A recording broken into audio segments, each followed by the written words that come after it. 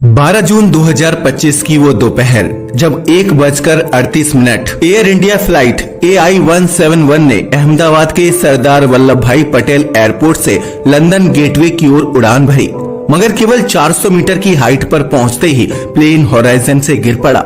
Aviation के इतिहास में किसी को अंदाजा तक नहीं था कि एक परफेक्टली फिट एयरप्लेन के साथ ऐसा भी हो सकता है।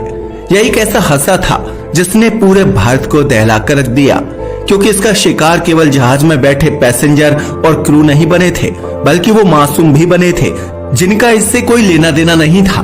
मगर अब सवाल ये उठता है कि जो जहाज इतने दिनों से सर्विस में था, लगातार उड़ान भर रहा था, आखिर ऐसा भी क्या हो गया कि उड़ान भरने के कुछ ही सेकंड के बाद में गिर पड़ा। हालांकि आपने अभी तक इससे रिलेटेड बहुत सारी वीडियो देखी होंगी, मगर यकीन मानिए आज हम इस प्लेन से जुड़ी कुछ ऐसी बातें बताएंगे जिसके बारे में आपने अभी तक नहीं सुना होगा। तो चलिए डिटेल में समझते हैं। वैसे तो एविएशन के इतिहास में आज तक बहुत सारे हादसे हुए हैं, लेकिन एयर इंडिया 171 अहमदाबाद क्रैश ने सबको दहला कर रख दिया, क्योंकि जैसे ही यह टेक ऑफ हुआ सब कुछ जलकर भस्म हो गया। टेक ऑफ को कुछ ही सेकंड्स हुए थे। इनफैक्ट पायलट को तो रिएक्ट करने का टाइम भी नहीं मिला, उसके पास केवल 32 सेकंड थे और फिर सब कुछ तबाह हो गया। जहाज में बैठे सभी लोग मारे गए, सिवाय एक इंसान के जो बैठा था सीट नंबर 11A पर, जिसका नाम था रमेश। वह इकलौता सर्वाइवर था। वो सब कैसे हुआ, उसने अपनी जान कैसे बचाई, आप जानते ही हैं। वह एक अलग कहानी है। फिलहाल हम बात करेंगे एयर इंडिया प्लेन की। एयर इंडिया अहमदाबाद प्लेन क्रैश के बाद से ही क्रिटिक्स के निशाने पर आ चुकी है, और आए भी क्यों ना, काम भी तो कुछ ऐसे ही हो रहे हैं। एयर इंडिया प्लेन क्रैश अहमदाबाद के बाद एक या दो नहीं, बल्कि एयर इंडिया की 5 फ्लाइट्स को ग्राउंड कर दिया गया है, वो भी सिक्योरिटी इशू की वजह से। इनफैक्ट 3 प्लेन्स में तो पायलट टेक ऑफ तक कर चुके थे, लेकिन फिर आई टेक्निकल खराबी और इन्हें बीच रास्ते में ही इमरजेंसी लैंडिंग करनी पड़ी। इसके अलावा एक और लैंडिंग गियर फेल का मामला सामने आया 15 जून को, जब एयर इंडिया की AI-819 फ्लाइट दिल्ली से बड़ोदरा जा रही थी।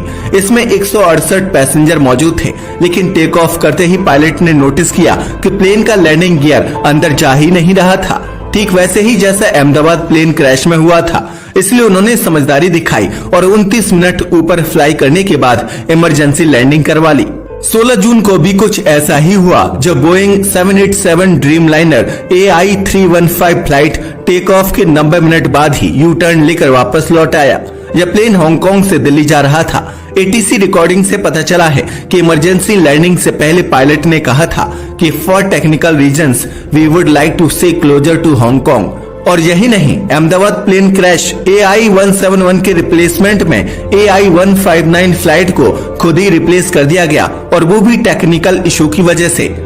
हालांकि एयर इंडिया ने बाद में अपनी सफाई प्रस्तुत की। एयर इंडिया का कहना है कि टेक्निकल इश्यूज की वजह से फ्लाइट कैंसिल हुई थी।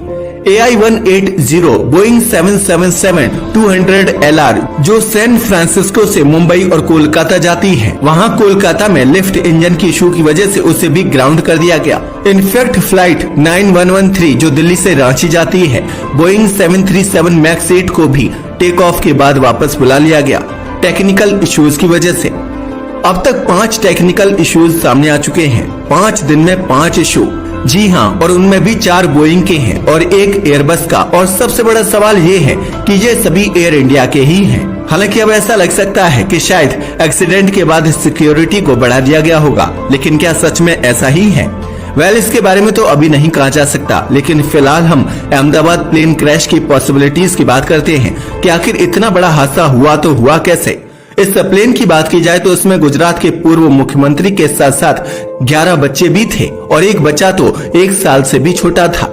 प्लेन में 2 पायलट और 10 क्रू मेंबर्स थे। प्लेन को कैप्टन सुमित सबरवाल और फर्स्ट ऑफिसर लव कुंदन उड़ा रहे थे, यानी टोटल 242 लोग इस प्लेन में थे। इंस्पेक्शन कंप्लीट हो चुका था। आखिरकार ATC ने प्लेन को रनवे से टेक ऑफ करने के ऑर्डर दे दिए। प्लेन धीरे धीरे रनवे की ओर बढ़ा और तेज गति से रनवे को छोड़ हवा में उठने लगा। प्लेन धीरे धीरे रनवे की ओर बढ़ा और तेज गति से रनवे को छोड़ हवा में उठने लगा। इसने अपना एल्टीट्यूड गेन करना स्टार्ट ही किया था, तभी प्लेन में कुछ गड़बड़ी दिखाई देने लगी। प्लेन ऊपर उड़ने की बजाय नीचे झुकने लगा, मगर यह क्यों हो रहा था यह किसी को नहीं पता था। प्लेन के टेक ऑफ करने के केवल 30 सेकंड बाद प्लेन एक मेडिकल कॉलेज की छत से टकरा गया और हो गया यह हादसा। इस टकराहट से प्लेन का एक हिस्सा टूटकर वहीं अटक गया और प्लेन का बाकी हिस्सा कुछ और घरों को तोड़ते हुए क्रैश हो गया। प्लेन ने अभी उड़ान भरी ही थी, इसलिए इसका फ्यूल टैंक पूरा भरा हुआ था। बहुत ज्यादा फ्यूल होने की वजह से पूरा फ्यूल एकदम से ब्लास्ट हो गया और आग की इतनी ऊंची लपटें उठी कि दूर दूर तक दिखाई दी। यकीन मानिए यह तस्वीरें ऐसी थीं जिन्हें देखकर किसी भी इंसान की रूह कांप जाए। एयर फाइटर को बुलाया गया, लेकिन घंटों तक वे मामले को संभाल नहीं पाए। रेस्क्यू ऑपरेशन कई घंटे तक चलता रहा। चारों तरफ बस चीख पुकार थी। पूरे हादसे में केवल एक ही इंसान बचा और वह मलबे से निकलकर खुद अपने पैरों पर चलता हुआ बाहर आया था। दरअसल पैसेंजर रमेश बोला, दरवाजा टूटा और मैं सीट समेत नीचे गिर गया। यह किसी चमत्कार से कम नहीं है। इस हादसे में प्लेन में मौजूद 241 लोगों के साथ 29 लोग और मारे गए, यानी इस हादसे में कुल 270 लोग मारे गए हैं। ग्राउंड पर प्लेन के अलावा 29 लोगों के मरने की पुष्टि हो चुकी है। एयर इंडिया के बोइंग 787 का यह पहला ऐसा हादसा है जिसमें पूरा का पूरा प्लेन तबाह हो गया। अब सवाल यह उठता है कि प्लेन को तो हर टेक ऑफ से पहले पूरी तरह से जांचा जाता है, तो फिर इस प्लेन के साथ ऐसा क्या हुआ कि यह टेक ऑफ के चंद सेकंड में ही तबाह हो गया। इसे समझने के लिए आपको ब्लैक बॉक्स से मिली जानकारी का इंतजार करना पड़ेगा, मगर उसमें अभी काफी समय लगने वाला है। लेकिन फिलहाल कुछ स्टैटिस्टिक्स और मौजूद वीडियो के माध्यम से हम इस पूरे मामले को समझने की कोशिश करते हैं, और इसके लिए सबसे ज्यादा इंफॉर्मेटिव है फ्लाइट रडार 24। फ्लाइट रडार 24 की बात की जाए तो इसका काम धरती पर उड़ रहे सभी प्लेन्स को ट्रैक करना होता है। यह रडार प्लेन में लगे ADS-B ट्रांसपॉन्डर से कम्युनिकेट करता है और रियल टाइम में लोकेशन का पता लगाता है। जब फ्लाइट 171 ने टेक ऑफ किया था तभी से यह सब कुछ रिकॉर्ड कर रहा था, लेकिन जैसे ही प्लेन 625 फीट की ऊंचाई पर पहुंचा तो अचानक से यह प्लेन रडार के ट्रांसपॉन्डर से डिस्कनेक्ट हो गया। मगर अब सवाल यह उठता है कि 625 फीट की ऊंचाई पर तो कोई बिल्डिंग भी नहीं थी, तो आखिर ऐसा क्या हुआ था कि रडार का कनेक्शन इससे कट गया। इससे साबित होता है कि क्रैश होने से पहले प्लेन में कुछ तो ऐसा हुआ होगा जिससे प्लेन का ट्रांसपॉन्डर बंद हो गया और फ्लाइट रडार 24 डिस्कनेक्ट हो गया। लेकिन वह क्या था, इसके बारे में कुछ नहीं कहा जा सकता, पर अगर ध्यान से देखें तो समझ आता है कि कोई भी इलेक्ट्रॉनिक डिवाइस हो वह इलेक्ट्रिसिटी से ही चलती है और प्लेन को इलेक्ट्रिसिटी उसके इंजन से मिलती है। तो हो सकता है कि प्लेन के इंजन में प्रॉब्लम हुई होगी। मगर सवाल ये है कि अगर प्लेन के इंजन में प्रॉब्लम हो जाती है तो प्लेन को इलेक्ट्रिसिटी मिलनी बंद हो जाती है। शायद इसी वजह से ट्रांसपॉन्डर बंद हो गया होगा, क्योंकि प्लेन में इलेक्ट्रिक फेल्योर हो गया होगा। बट इलेक्ट्रिक फेल्योर को अगर रीजन मान लिया जाए तो इलेक्ट्रिक फेल्योर से कोई भी प्लेन नीचे नहीं गिरता है, जबकि यह प्लेन धीरे धीरे नीचे आया और गिर गया। और ऐसा केवल एक ही कंडीशन में हो सकता है, जब इंजन पावर को जनरेट ना कर रहा हो। वैसे इंजन फेल्योर को इतना बड़ा मुद्दा इसलिए बनाया जा रहा है क्योंकि जहाज की कुछ वीडियोस सामने आई हैं जिनमें क्लियरली एक पार्ट निकला हुआ नजर आ रहा है और यह पार्ट रैम एयर टरबाइन का हो सकता है। अगर रैम एयर टरबाइन की बात की जाए तो यह ऑटोमेटिकली तभी अपना काम करना स्टार्ट करता है जब प्लेन के दोनों इंजन फेल हो जाएं। अगर वीडियो में दिखाई देने वाली रैम एयर टरबाइन ही है तो प्लेन के दोनों इंजन फेल हो गए होंगे। इसलिए इन सब चीजों को ध्यान में रखते हुए कहा जा सकता है कि प्लेन के क्रैश होने से पहले ही प्लेन में गड़बड़ी हो गई होगी। इस बात पर यकीन इसलिए भी किया जा रहा है क्योंकि फ्लाइट 171 ने मेडे कॉल किया था, और यह तो आप जानते ही हैं, मेडे तभी किया जाता है जब प्लेन में कोई ऐसा खतरा आ जाए जिससे प्लेन क्रैश हो सकता है। यानी जब पायलट ने मेडे कॉल किया तब प्लेन रनवे के आसपास के आखिरी छोर में रहा होगा और यहीं से गड़बड़ी की शुरुआत हो गई होगी। मगर अब सवाल यह उठता है कि अगर पायलट को पहले से पता चल गया था तो उन्होंने उड़ान भरी ही क्यों? उन्होंने ब्रेक लगाकर प्लेन को क्यों नहीं रोका? लेकिन इस बात में पायलट को दोषी नहीं ठहराया जा सकता, क्योंकि आपको प्लेन की स्पीड के बारे में थोड़ा समझना पड़ेगा। असल में किसी भी प्लेन को टेक ऑफ करने से पहले 3 तरह की स्पीड से होकर गुजरना पड़ता है, जिसमें शामिल होती हैं V1, VR और V2।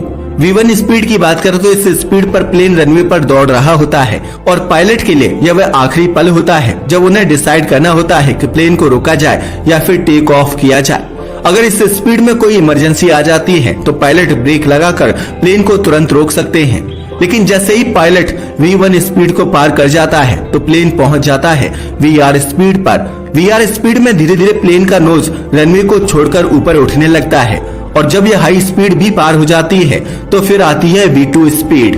V2 स्पीड प्लेन की वह स्पीड होती है जब प्लेन सेफ मोड में चला जाता है। इस एल्टीट्यूड में अगर कोई इमरजेंसी हो जाए, जैसे प्लेन का एक इंजन फेल हो जाए या कोई और घटना, तब भी प्लेन V2 स्पीड में एक इंजन के सहारे उड़ान भर सकता है। लेकिन VR स्पीड की बात करें तो ये वो कंडीशन है जब रनवे पर प्लेन कुछ दूर रन करके हवा में उड़ने वाला होता है। तब ऐसी कंडीशन होती है कि अगर कोई इमरजेंसी हो जाए, कोई इंजन फेल हो जाए तो पायलट ब्रेक नहीं लगा पाएगा, क्योंकि प्लेन की स्पीड इतनी ज्यादा होती है कि वो रुक ही नहीं सकता। यहाँ पर पायलट प्लेन को ऊपर नहीं उड़ा पाएंगे, क्योंकि प्लेन की स्पीड भले ही V1 स्पीड से अधिक हो, मगर यह स्पीड इतनी ज्यादा भी नहीं है कि एक इंजन के सहारे प्लेन उड़ सके, और इन दोनों ही कंडीशंस में प्लेन क्रैश हो जाएगा।